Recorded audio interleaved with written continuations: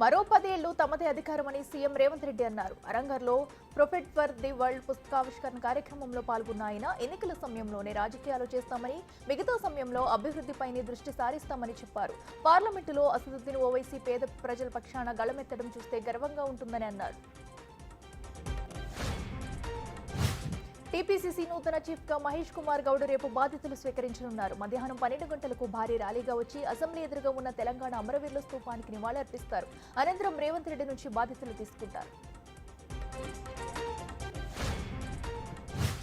హైదరాబాద్ పరిధిలో ఈ నెల 17న జరిగే వినాయక నిమజ్జనాల కోసం జీహెచ్ఎంసీ పటిష్ట ఏర్పాట్లు చేసింది. హుస్సేన్ సాగర్ వద్ద రద్దీని తగ్గించేందుకు నగరంలోని కీలకమైన చెరువులతో పాటు ప్రధాన ప్రాంతాల్లో పరిశుభ్రమైన నీటితో బేబీ పాండ్స్, పూల్ పాండ్స్ ను సిద్ధం చేస్తుంది. 24 గంటల పాటు సిబ్బందిని అందుబాటులో ఉంచుతూ విగ్రహాలను ఎప్పటికప్పుడు నిమజ్జనం చేసేలా భారీ క్రెయిన్లు ఉంచారు.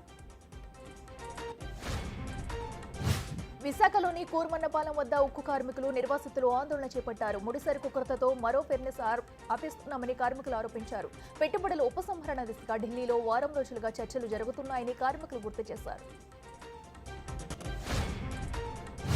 ప్రకాశం బ్యారేజ్లోకి కొట్టుకువచ్చిన 4 బోట్ల తొలగింపు ప్రక్రియ నిలిచిపోయింది. లోకల్ పడవల సహాయంతో తాళ్లు కట్టి బయటకు తీసుకొచ్చే ప్రయత్నాలు విఫలమయ్యాయి.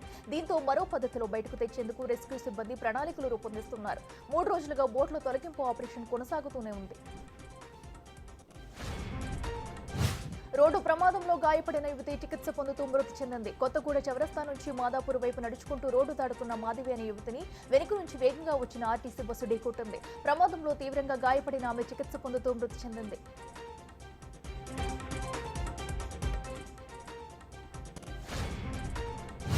తన కుటుంబంలోకి ఒక కొత్త వ్యక్తి వచ్చారని ప్రధాని మోడీ తెలిపారు. ఢిల్లీలోని ప్రధాని నివాసంలో ఓ ఆవుకు పుట్టిన దూడ తమ ఇంటి కొత్త మెంబర్ అంటూ మోడీ ట్వీట్ చేశారు.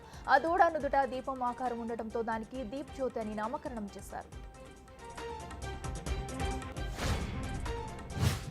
కర్ణాటకలో మాజీ ఎంపీ రేవణ్ణ లైంగిక వేధింపుల కేసును 3వ ఛార్జిషీట్ దాఖలు చేశారు ఐసీటీ పోలీసులు. రేవణ్ణ ఎంత కర్కశంగా ప్రవర్తించాడో పేర్కొన్నారు. ఓ బాధిత మహిళను గన్తో బెదిరించి తనకు నచ్చిన దుస్తులు ధరించమని చెప్పేవాడు.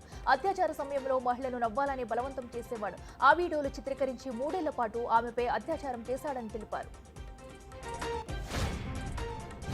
లిథియం బ్యాటరీ కంటైనర్ లోడ్ ఘటనలో ఎటువంటి ప్రమాదం చోటు చేసుకోలేదని విశాఖ కంటైనర్ టెర్మినల్ వెల్లడించింది. అన్లోడ్ చేస్తున్న సమయంలో కంటైనర్లోనే ఒక బాక్స్లో పొగలు వ్యాపించాయని తెలిపింది. వెంటనే నియంత్రణ చర్యలు చేపట్టడంతో ప్రమాదం జరగలేదని క్లారిటీ ఇచ్చింది.